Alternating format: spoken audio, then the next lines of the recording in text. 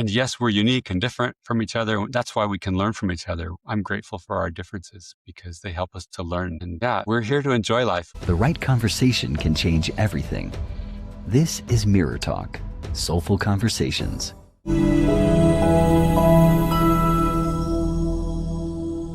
In this episode, we'll be talking about sex and fulfilling relationships. And helping us to do this is going to be a college media instructor and the best-selling author of 27 titles, including Abundant Paths. Welcome to the show, Karl. How are you doing? Doing great, Tobi. Thanks for having me. Thank you so much for joining me on this episode for Soulful Conversation. I really appreciate your presence here today, and I'm looking forward to what we are going to be talking about. We're going to be talking about sex, about relationships, about bonding, about all of that awesomeness. Because I'm a student in this conversation, basically, I would just love us to hear a lot from you in this time because you've written a book entitled Abundant Paths. But before we jump into all of the questions that I have bubbling in my mind right now about sex and relationships, I would just love us to first learn from your personal story and life. And I would love to know how your personal story and life inspired you to write your book entitled Abundant Paths. Sure. I was born and raised in San Jose, California, Silicon Valley, basically. And I was exposed to sex as a child, actually. A peer exposed me to sexual activity when I was 8 years old. So from that time, on and off, I was sexually active. And then in my young adult years, I was out of control. Just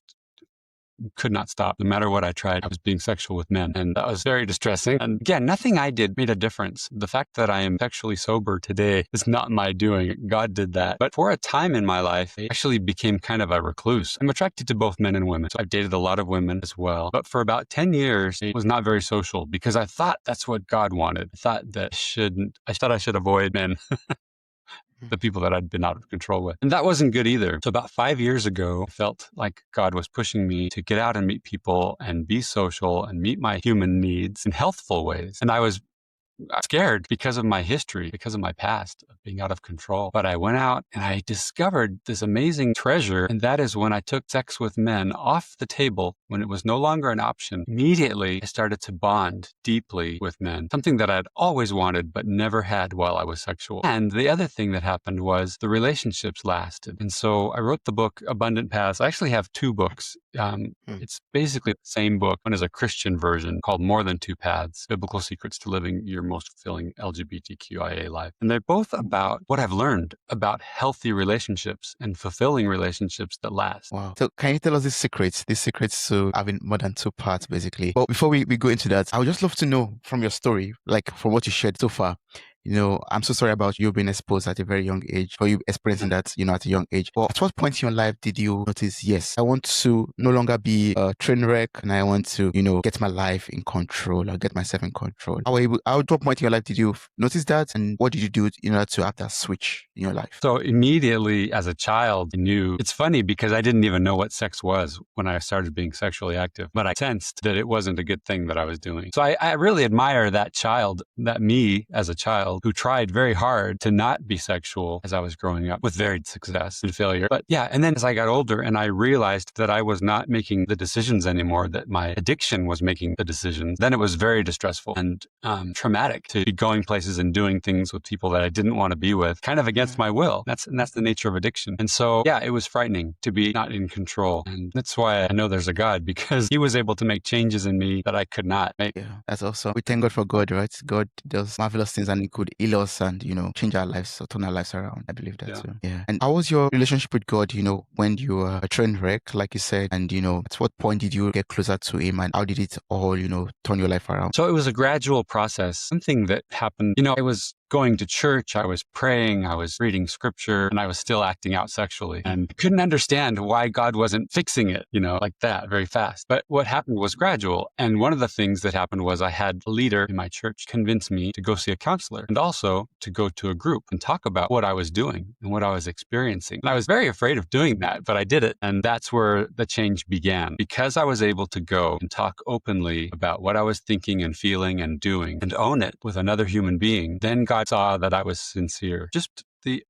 concept of honesty about oneself can help a person regain control in their life. And that's where God started to give me a little bit more autonomy over my choices. It wasn't immediate. It was over several years, but that was the And the other thing that's wonderful about honesty and sharing what's going on with us is that it creates the basis for relationships. Relationships are built on trust. And if you don't share even the embarrassing things about yourself, you'll never really establish trust with anyone. It's true. And then once you have healthful relationships, your emotional needs are being met. And Yeah. so there's a lot of progress there on. Yes, I totally believe that. That's why I'm super excited that you are on this episode to talk about relationships also, because I believe that relationships are very important, and it's important for us to also nurture those relationships, do the right things that we have to do in order to ensure that it grows and we're able to create bonds and make sure that the relationship stays healthy, basically. Yeah. That's very important, I believe. Yeah. And you talked about when you abstain from sex, that's when you were able to, nurture good relationships. So I'd love to know, what's the relationship or connection between sex and relationships, and how are you able to say, some people say, I'm so sorry, some people say to make a relationship grow or to make it, for you to create bonds, you have to, be sexually active, and you have to ensure that, you guys are satisfying each other sexually. And now you're saying, abstaining from sex helps you to make that relationship even last longer. How is that? So it's kind of a paradox, because sex feels great. I mean, sex feels good. But we also have emotional needs that sex cannot meet. And I have emotional needs to connect with females emotionally, and I have a need to connect with men emotionally. And we often confuse sexual desire with emotion. We often confuse our emotional needs with sexual desire. So I've discovered that the libido is actually a gauge of our emotional need. And if we take it at face value, then yeah, we can have sex, but it's not that simple. We need to evaluate what's going on in our life. If we're feeling sexual desire, we should evaluate what's going on. How are we meeting our emotional needs? And I find that as I meet my emotional needs, my libido is calm. The other paradox about this is I'm not totally against sex, just that for me, having been out of control, I'm at a good place right now where I'm not being sexual. And I believe in sex and marriage and having children and things like that. But the interesting paradox about male relationships is our male emotional needs cannot be met with sex. And I only learned that, when I was 50 years old, by taking sex off the table, making it not an option. And then immediately my emotional needs with men were being filled and the relationships were lasting. Whereas before, when I was having sexual relationships, they would never last long. Yeah. So how do you satisfy your emotional needs? So there's many, many ways to do this. And everyone's different as far as how they prefer to meet their emotional needs. It can be with conversation. It can be with shared activities. It can be with touch. So there's lots of ways to meet emotional need. And it's funny because people will ask me and they say, well, aren't you still aroused if you touch a guy? Well, yes, that happens. That's normal. But it doesn't necessarily mean that I want sex. And I find that the emotional bonding is much deeper. And it's even euphoric. Sexual orgasm can be euphoric and doesn't last long. But deep relating can be euphoric and it lasts. Yeah, that's true. So someone out there is asking, for example, I want to enjoy lasting and healthy relationships, basically. Okay, let's put sex apart. How can we enjoy lasting and healthy relationships? Well, it goes back to what I was speaking about, honesty. So if there's someone that you find you want to have a relationship with, and in talking about attraction, that's normal for all relationships. Most friendships begin with some sort of attraction to someone's mind, to their abilities, to how they look. Attraction brings people together. It's a good thing, but it's not always sexual attraction. And so yeah, there's many ways to connect with someone. And again, if you find that you have someone that you feel that you could be compatible with, be open and honest about who you are and what you're doing in your life and what your goals are. And if there's mutual honesty, then very quickly you can have a deep bond. That's true. I believe that. And, I just love to know, when we have this lasting relationship, will it satisfy all of our emotional needs, or do we have to go out there to do other things in order to meet some of these needs that we have? It's a very good question. I believe that my libido is like 98% emotional. And so, yes, when I meet my emotional needs, I feel totally satisfied. I mean, it doesn't meet my need for food, but I feel emotionally. Yeah. I feel totally satisfied. Okay. But there's also another component about that, and that is the United States. It's very common for people to believe that once they find their partner or their soulmate or their spouse, that person will meet all of their emotional needs. And that's false. It's not true. And if anyone finds someone that they connect deeply with, it's understandable that you want to maybe live together. Yeah. It's understandable, that desire, but one should not believe the lie that the other person is going to meet all of your emotional needs. So a married man who's married to a woman still needs his buddies. A married woman married to a man still needs her friends. And same thing in same-sex relationships. Whether they are partnerships or not, men generally need men and women generally need women, regardless of sexual orientation. Yeah, that's true. Yeah. And we also need relationships, healthy relationship with food, for example, because I believe food can also, satisfy or meet some of my emotional needs also. Oh, yeah.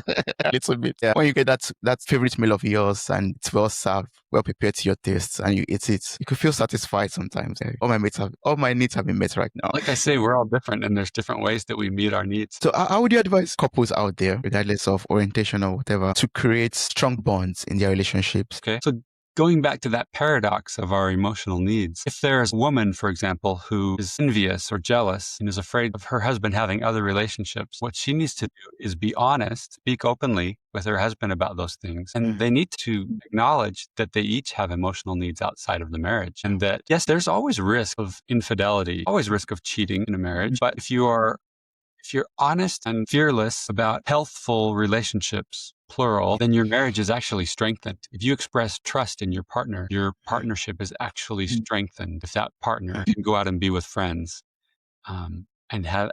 and have your blessing, have your okay. That's good. I'm happy to hear that, because sometimes maybe I misunderstand this currently, but I do hear conversations about when a man or a woman steps out of the relationship or goes to meet other people to meet their needs, emotional needs, maybe not actually sexual needs, maybe emotional needs. Some people regard that as cheating, regard that as, they believe you are meant to share everything with your partner, for example, your partner should be the first person and maybe the only person you share intimate details with. But as soon as you're getting your needs being met by, external people, basically, then some people consider that as cheating. What's your opinion on that? So I can see how a woman might feel like her husband was cheating if he was spending a lot of time with another woman. But if you spend time with other men, I don't believe it's cheating. I don't believe it's emotional infidelity, because the kind of bonds that men share are different from the kinds of bonds he would have with his wife. And I actually don't believe that women can cheat on other women or on other men emotionally.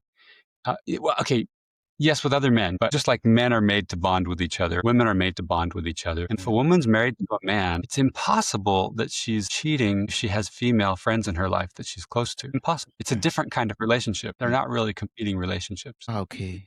So that means it's actually healthy for us to have those relationships in our lives. Like, there are some things you have to discuss with your guy friends. They understand it better. They know how to do it better. And then there are some things that you will discuss with your partner, basically. And yeah. Of course, there are things that you keep between the couple. But yeah. And if somebody's spending more time with their friends than they are with their spouse or children, that's a problem. That can definitely be a problem. Yeah. I'm not saying that, but I'm just saying that there needs to be balance. You need to have both kinds of relationships, and you need to have relationships with your family. Your parents, your siblings. There are many kinds of relationships that are important. Yeah, that's true. So, writing Abundant, Paths, your book, Writing Abundant Paths, I think you had this intention of, helping people go beyond that feeling or that belief, basically, to actually having the fulfilling relationship. Yes.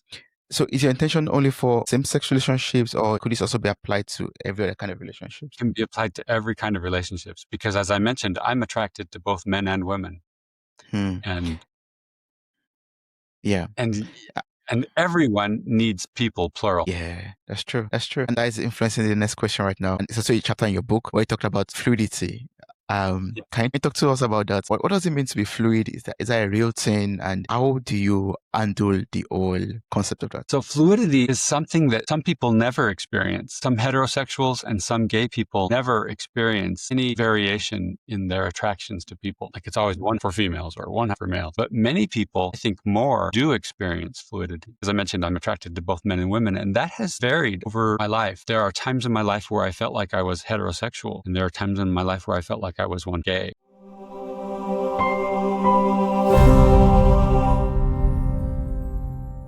Sometimes you do not need another episode. You need the right moment, the right voice, the right truth for where you are right now. Ask Mirror Talk is a space where you can bring real questions, honest feelings, and the life moments you are navigating.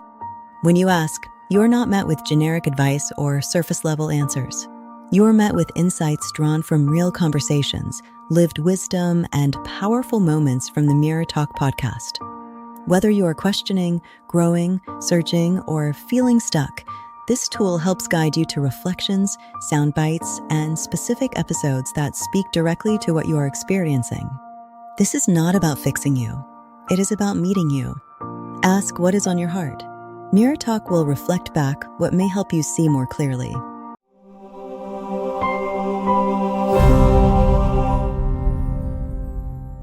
I've had periods in my life where I was dating a woman for many months or even a year or two. And during that time, I mostly never even noticed men, but there were times that I still did. And then there were times when I was dating men and mostly never noticed women, but there were times when I still did. So there's that, moving, like being fluid between both sides, basically. Yeah.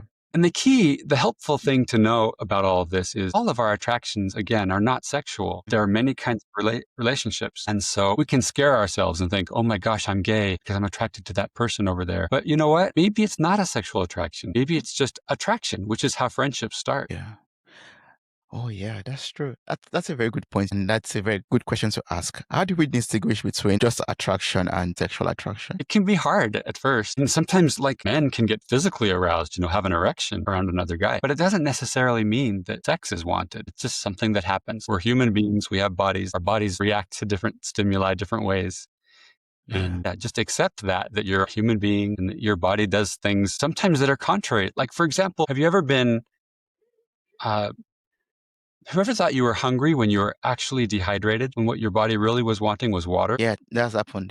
Yeah, I think that's common. And it's the same thing. Sometimes we will think that we are physically attracted to someone, but it may be that we have gone weeks or months without meeting emotional needs. And so there's this strong attraction. Still isn't sexual. It's actually emotional. We talk about being fluid, for example, and there are people that believe, no, there's nothing like that. It's not real. You are either on this side or on that side. How can we find our authentic identity? Like, how can we know, okay, I'm fluid, or no, I am straight, or I'm 100% gay? Honestly, Tobi, I don't think it's important. I don't think it matters. I mean, everyone is valuable. Everyone is important. And the fact that some people never experience fluidity and that many other people do, it doesn't matter. So if you're talking about deciding who you want to end up with for a life partner, okay, for me, I will probably end up living with a man. It will never be a sexual relationship because I found that I prefer the deep relating that lasts because it's not sexual. So for me, it doesn't really matter if I don't have to decide. I don't have to say I'm straight or I'm gay, if that makes sense. I understand. You're just Karl, basically, yes. Experiencing life. And if I know how to meet my emotional needs, that's all I need to know. Yes, that's true. That's good. If you know how to meet your emotional needs, that's all you need to know. Yeah, I love that. I love that so much. And, you talked about right now, at this moment, at this point or period of us recording this episode, you are sexually sober. And this is new. This is a version of yourself. I mean, that version of yourself in the past was sexually active, basically, right? Do you sometimes miss that other version of yourself? And do you sometimes,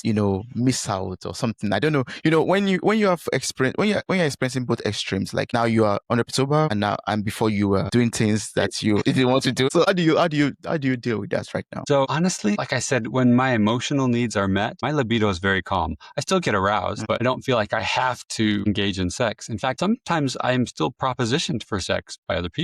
And my honest answer is I prefer this deep relating that we're doing now to orgasms even, because for me, it's actually more fulfilling. And it just doesn't evaporate the way that my sexual relationships used to. Yeah.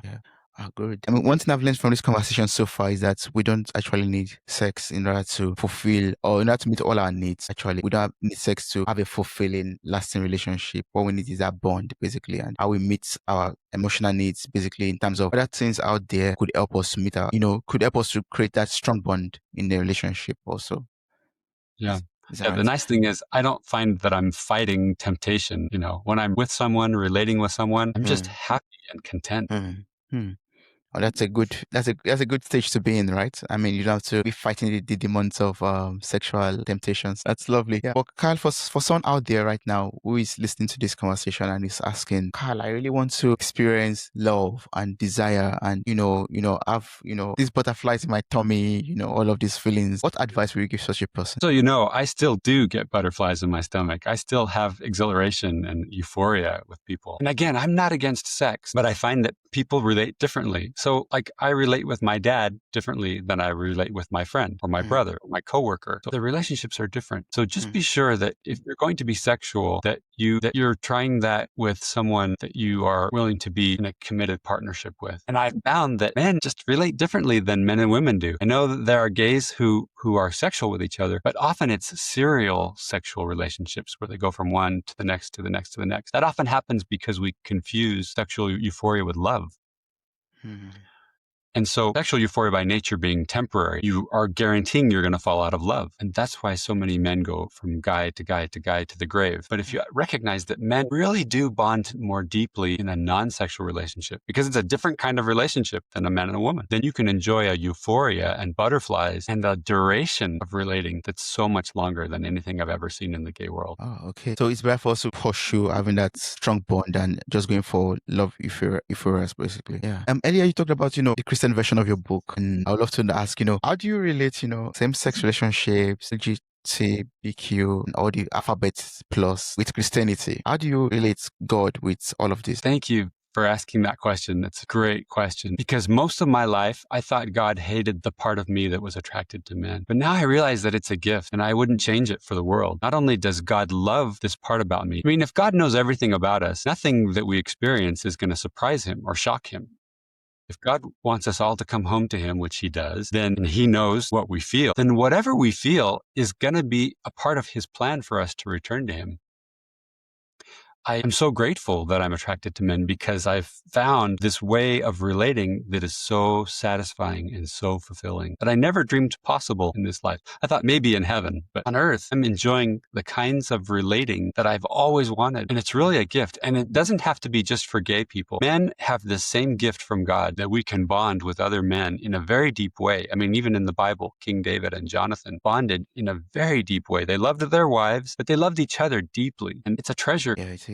Yeah. And it's a blessing to have such, friendships, basically. And it doesn't have to be sexual, but having that strong bond, like you explained also. Yeah, that's awesome. So for people out there who are interested in getting the book, or maybe asking you further questions, maybe want to know more about sex, more about, love and relationships, what's the best way of doing this? So to reach me on my website, Premio Books. So it's Premio Books. And then you can email me from that site. Awesome. Great. And your book is available on Amazon. And I encourage anyone out there who wants to read more about this should just click on the link in the show notes of this episode, get the book, read it. And if you want to get across to Karl, you can just, visit the website and also send him an email. Yeah. Sure. I don't know if you have any closing remark, any what you want to share about sex that we've not talked about, or about relationships that you want every listener to know. Oh, just that I believe that God loves us, that we're all his children, that we're all siblings. And yes, we're unique and different from each other. That's why we can learn from each other. I'm grateful for our differences, because they help us to learn. And yeah, we're here to enjoy life. God put us here to be happy.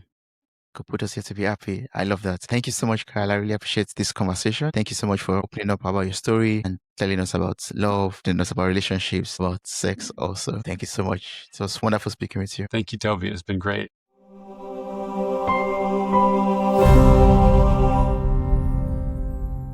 If this conversation resonated with you, consider following or subscribing to Mirror Talk on your favorite podcast platform.